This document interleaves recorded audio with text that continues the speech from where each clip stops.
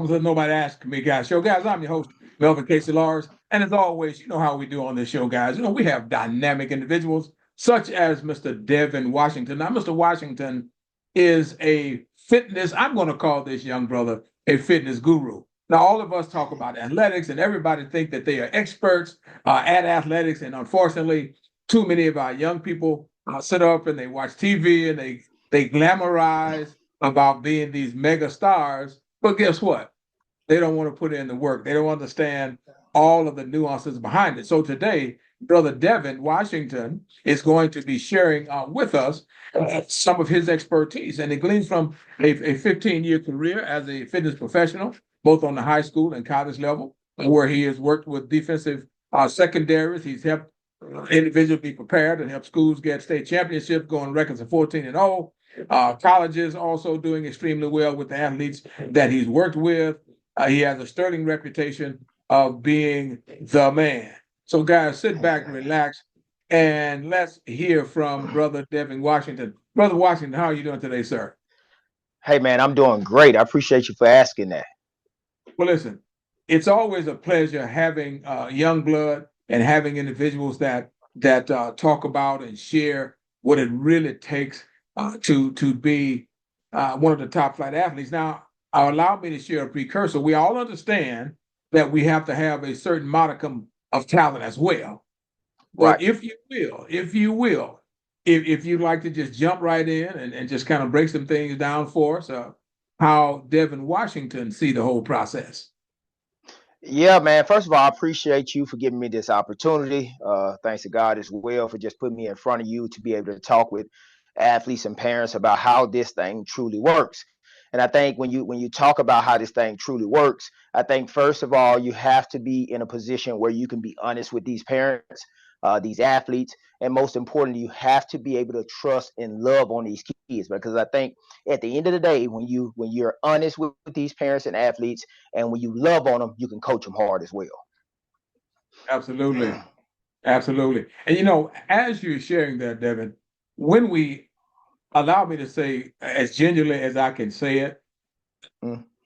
I know most parents dream and have this idea in their heads about their sons and daughters, Yeah, yeah. becoming these mega athletes and making all these dollars, etc. But sadly, do you encounter many parents that don't really understand that there's so much work that go into it and the kind of work that might be required for these young men and women to become the stellar athletes that they want to become?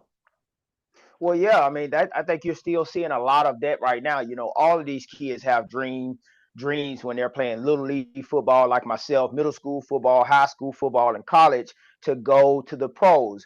But I think the missing part for all parents and athletes is they don't understand the work and the sacrifice and the commitment that it takes to get to that level. Now, don't get me wrong. At the end of the day, you do have some really, really talented athletes that gonna get there, right? But it's only a small few 1% of athletes are truly going to make it to the NFL or the NBA or play in Major League Baseball. And I think when you're honest with these parents about literally a projection of where the athlete is at, I think when you're more realistic about those situations, it brings the parent and the athlete back down to something where I call being realistic. You got to be realistic about this thing. Everybody is not going to go pro, but you can go pro in life. Absolutely. Listen, that is a point that we're going to touch as well before we move on. Pro in life. Now, can you share with our audience the comparisons and the differences between being a pro in life? Because that is a mouthful that you're sharing with us right now that's extremely important for our parents and our athletes to understand. Well, I mean, I always try to use myself as example because most people don't know that Devin Washington was an athlete that was destined to go to the NFL. That's the only thing that I wanted. But sadly, God, not sadly, but that's what God had other plans for me. So when we talk about being in those areas, in those situations, you have to understand first of all, we all have those dreams. But I think when you separate the two different, now pro in life is what I feel like what I'm doing right now. I'm a pro in life because I'm able to share with athletes and parents real life situations. You don't have a lot of people out here that did not make it to the pros, but want to share with you real life situations. And I think once you said when you able to share these real life situations to people where they understand that, look, even if I don't make it to the lead, I can still help people, whether it's helping them lose weight, whether it's helping them get in shape, whether it's just helping them get to the next level. Everybody is not designed to go to the highest level, but everybody's designed to go to the highest level in life. And you can be a pro at that. Absolutely. So with those things working together, helping other people, reaching out, be it personal, and you've already shared those things. When we move back to that athletic piece, and when we talk about the various trainings that go into the process, Yeah. I want to kind of keep this focus again, just right now, this on parents.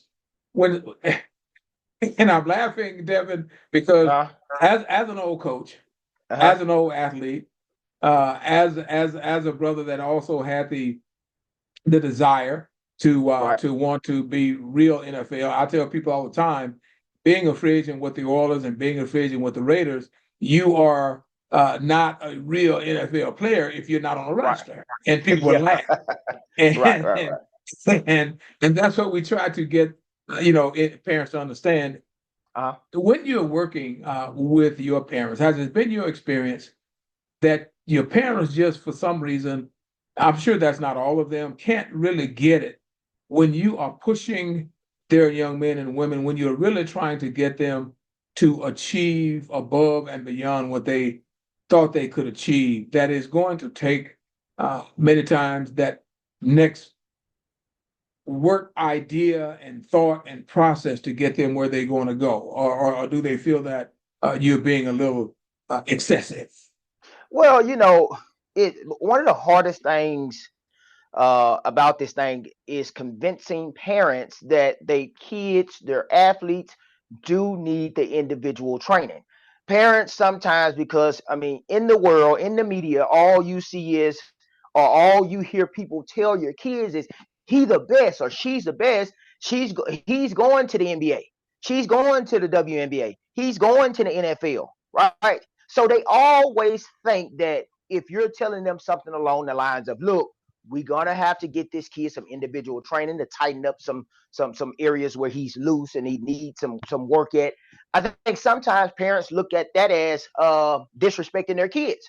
And like a lot of parents that I come across, it's easier because I know my target market. Look, I'm not here trying to take your kid from you and tell you what you should do, but I'm here to mentor you and to tell you the best position for your kid. I don't even want to talk about the pros. I want to talk about where your kid is right now, what he has or she has to do, so we can just get them to the next step.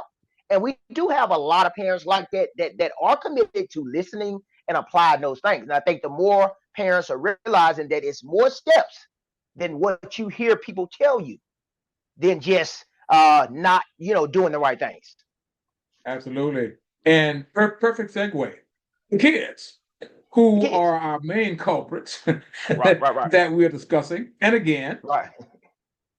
having coached at several levels, won state championships, played on national championship football teams, been in the NFL training camps, all of that.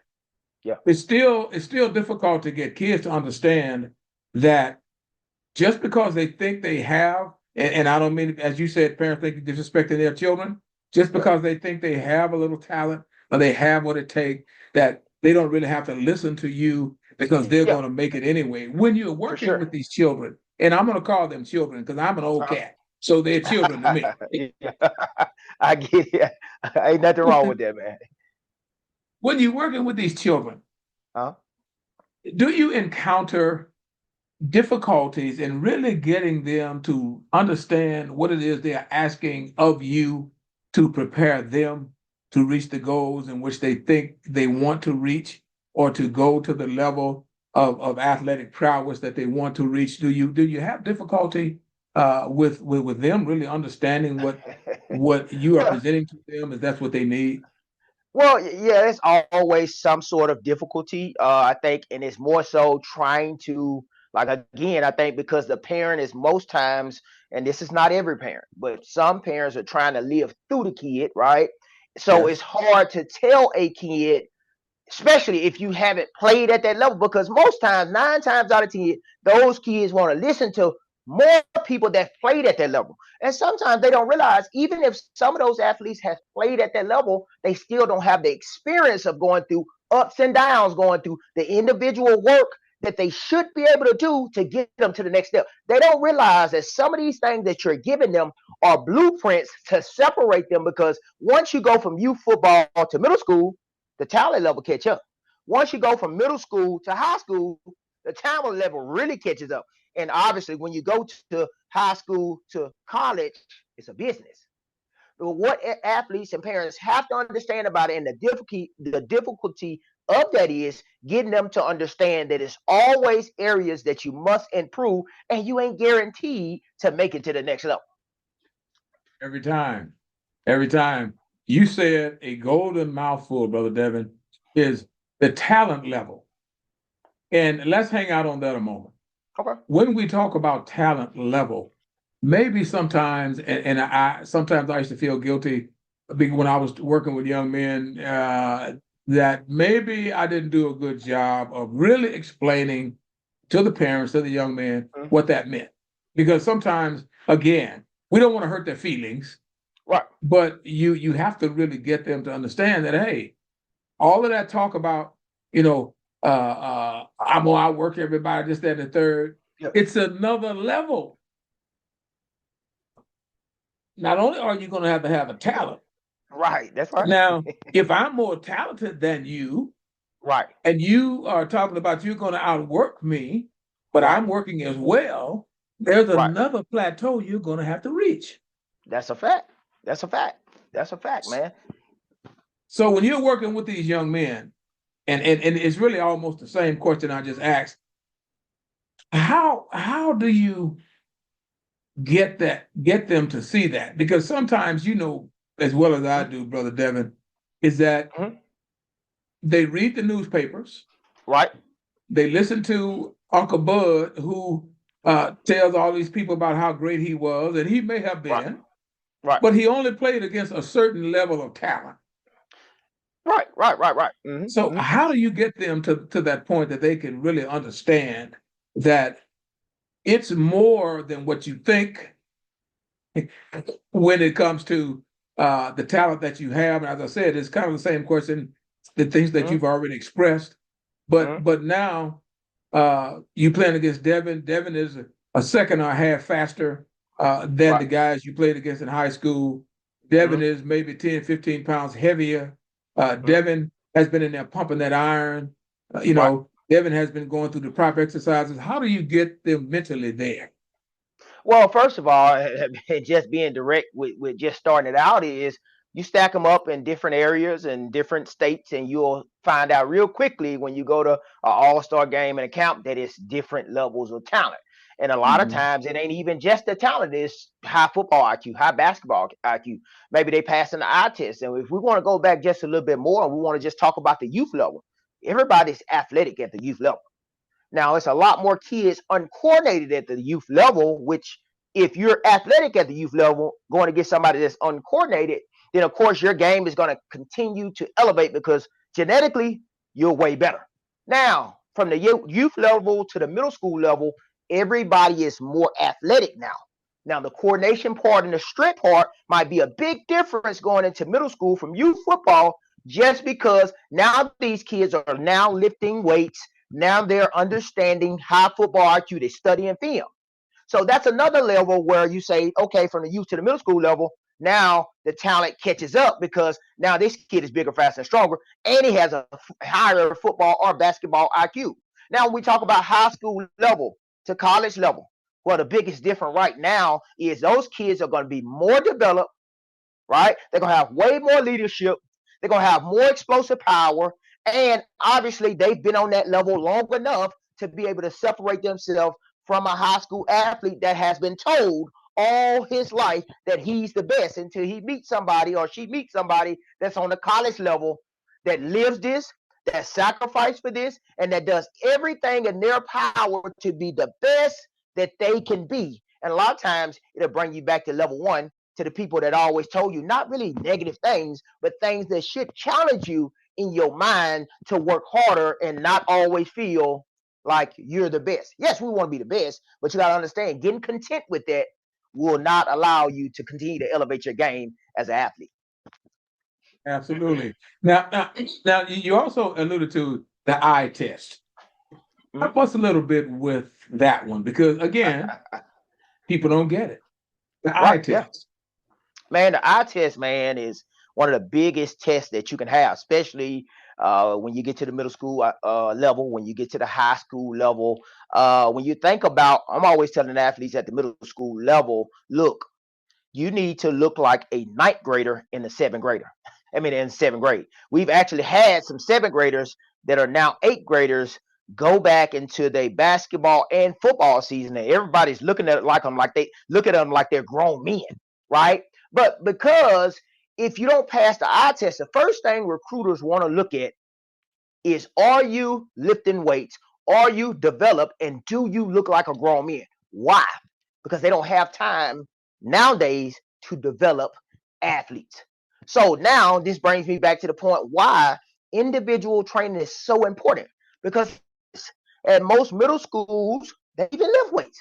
At most high schools, they don't have a real strength and conditioning coach. So either way, with you learning how to lift weights at an early age, you're going to grow up and you're going to develop your body early. So now when you're going on the camp circuit, the first thing the coach is going to say, dang, he look good. But now I've seen kids go to camp circuits or go into the high school circuits and now look at each other and say, now he needs to develop a little bit more because his body is not ready. Still too young. So that's what passing the eye test means. When the coaches look at you, they are able to look at you and say he's ready for the college level, or his body is ready to roll at this level of football or basketball or whatever sport it might be. And that's a difficult area to get parents to. I have found all the years that I coached, and you know I if I can say, Devin, I when I was coaching, I used to teach my kids this. I said all of this stuff. I said, yeah, I want you to be tough. I want you to be dogmatic and all of that. I said, but let me tell you something. All of this stuff, people like to wage the size of the dog and the fight is the size of the fight in the dog. I said, that sounds good. Right. That's I so all agree. that, I'm serious, Devin. I'm Right, sorry. right, I right. said that sounds good, Yeah. but they don't say depending on the circumstances, Right. Yeah, and that's a and fact. that's why I wanted I to agree. so I wanted to talk about the eye test Right. because parents sometimes just don't get it. I mean, man, and let me go on world record in saying some of the best and toughest young men I have ever coached were not 6'5", 6'2", even 6 foot tall. They were Right. not 200 pounds. They've been some of the best kids I've ever coached. So Right. please let me say that up front. Mm-hmm. However, as I started out, what I used to try to teach my kids, hey man, don't be stupid. Now, yeah, I Right. want you to be tough. I want you to do all this, Uh-huh. but Uh-huh. you got a cat, and I'll use myself. Say, Right. hey man, do you understand this? You working hard. You're not afraid. You're not backing down. Right. I'm working hard. Right. I'm not afraid. I'll weigh you about 100 pounds. Hey, yeah, right. Yeah, yeah. Come on And now. whenever and when a collision comes, you Right. ain't gonna win. There you And go. You're yeah, gonna lose that one. so, Yeah. so Right. I share that because of another piece that you mentioned is not only the eye test, but you mentioned technique. You mentioned knowledge and understanding the game. Can you touch on that a little bit? Sure. So, I mean, let's just talk about knowledge. I think one of the ways that you can separate yourself when you're lacking with talent is really understanding the game. Now, you'll be surprised. 90% of athletes, no matter the sport, really doesn't study the game. I mean, let's be honest. A lot of them don't even watch the game. They don't know who play on Sundays. They don't know who play on Saturday. They don't know who they play on Friday nights half of the time. But a lot of times, as you continue to elevate your game, far as on that type of level, it's all about really learning how to study and understand the game. I think those are ways that you can separate yourself. Studying film, right? I think studying technique, having proper technique, doing the small things. I read something the other day that said a guy that didn't get invited to the NFL Combine. He trained as hard as he can to work on his technique and his speed, and it ran a 4.45. And guess what? He's in the NFL doing really good right now. So those Uh-huh. things, man, I think those are two areas right there that most people don't really think about, and they get so caught up in the athletic side of things because athletes, sometimes freakish athletes, are more genetic, and some things you just can't teach, and you're not going to be able to compete with that. But if you study the game and you work on your technique, these are areas as we continue to elevate that coach is going to say, yeah, we need to use this guy. He got the technique. He got the high football IQ or high basketball IQ. So we can utilize these things, especially in tough games and especially in tough moments. Excellent, excellent, excellent. Well put. Because we need to break, and I know that you do in your profession, but excuse me, I'd love to say to the young men that'll be watching this video and the coaches as well, etc., and the parents in particular, is that Right. there are so many things that come with being that star athlete at every level that they want to have. Oh And man, and yeah. you've covered it extremely well. Unless you Oh just man, one of those guys that just God put it in you, and but man. still, let's touch that a little bit. Yeah, Even those guys, yeah. many of them never reach their full potential because Right. they don't want to do the things that you've just talked about. Oh man, I can go on for days about that. You and I probably could write a book about it. So We could. can you touch on that a little bit before I let you Yeah, go? yeah, man. So even when we think about athletes that are pretty much at that level and seeing that success early, no matter what level it's on, I think sometimes it can hurt them, and I think it hurts them because I've been around 4 and 5 star guys, man, that just feel like they don't have to do the work. And I think sometimes they forget that once they're on the high school level and they 4 and 5 stars or they highly ranked, that they still got to go to college. And they still gonna have to compete because college becomes a business. And the college coaches are gonna put the best players out there. They're gonna put the guys that show up for the meetings early. They're gonna put the guys that understand how to respond to adversity. They're gonna put those guys out there on the field, on the court, because guess what? That's their job, or they get fired, right? So I think a lot of times those guys don't see enough adversity. I think they don't see enough adversity and they're not being told enough. You need to work hard. A lot of people, a lot of parents, a lot of coaches, a lot of trainers are afraid to tell these athletes, look, it ain't good enough. Hey, look, these last couple of weeks, man, you've been kind of slacking. Why? Because they're afraid that they'll lose that relationship. I don't care about losing a relationship. I care about knowing that if I've told you more times something that you need to fix versus telling you, hey, you're doing a great job, everybody gonna tell you that. Somebody needs to be the guy that tells you, hey man, I watched the film, it ain't good enough. Hey man, that's all the weight you're gonna put on it. Because I think when they feel that and they do hit some sort of adversity, they're gonna know how to respond, especially when they get on their own at the college level and when they become high school players and they competing with certain guys, they know how to respond. A lot of times these guys don't know how to respond to that level because they're never being pushed and they're never being challenged enough. And when they hit that challenge, they kind of fall down. So sometimes success can hurt an athlete. Excellent, excellent, my brother. Very well put. Hey, great note to end on. Is there anything that you would like to leave to our young men that'll be listening to this, to our parents? Any explanation or anything you'd like to share with them to encourage them to keep moving further? Well, only thing I would like to share is, man, if you have a dream like myself, I was a guy that had a dream, and the dream I had for myself wasn't the dream that God had for me. I was one of the guys that felt so much success in my life, right? I felt so much success that I felt like nobody could stop me. And God woke me up really quick, and I never forget the moment where I had the opportunity, had several college scholarships. I had the opportunity to go play at the college level, and I got there ready for camp and had my stuff in the locker ready to roll. And the coach came back to the locker. He said, you didn't pass your test. And I was devastated. That moment showed me where God wanted me to be. God didn't want me to be in that position. He wanted me to be out here showing people from experience what happens when you don't make it. But when you don't make it, what I want athletes to understand, parents to understand, don't give up.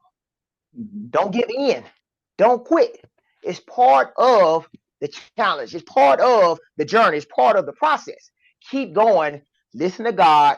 And as you can see right now, God has blessed me to be in plenty of people's life, helping people lose weight, helping people get in shape, helping people get to college, helping people just be the best version of themselves. When you're going through something in life, don't give up. Keep pushing. Fantastic, Brother Devin Washington. Ladies and gentlemen, I know that you have been inspired by hearing Brother Devin Washington, and we want to definitely say not only to the local people in Shreveport, Vivian, all of the surrounding towns, etc. If you're looking for an exceptional trainer to get you ready, I want you to contact Brother Devin Washington. Brother Washington, would you like to share how they might be able to contact you, sir? Yeah. If you would like to contact me, you can follow my fitness page, my athletes page on Facebook at Fitness King 360, lowercase f, and you'll see all of what we do on there, from the athletes to our programs to what we offer, the investments. Like some videos, share some videos. If you have any questions, make sure you DM me and we can get you started on something, or we can help you in any way possible. Fantastic. So, Brother Devin Washington, it's been a pleasure having you here, sir. It's been a pleasure talking with you. And as always, guys, this is Melvin Casey Lars. I'm your host of the Nobody Asking Me Guy show. And as you guys can see, we have dynamic guests on here. And right now, since we're not going live for some crazy reason, my regular audience is not here, Brother Devin. But guys, I want to say to you, always encourage yourselves, encourage your friends. But we ask on a personal level that you go to YouTube, go to the Nobody Asking Me Guy show, and look for this handsome picture there that you'll see in a black and white caricature. And we'd like you to like and subscribe to our channel. We want you guys to have a great and blessed day. Brother Washington, thank you so much for having been here, kind sir. Thank you so much for having me. You have a great rest of the day. Thank you. You too, sir.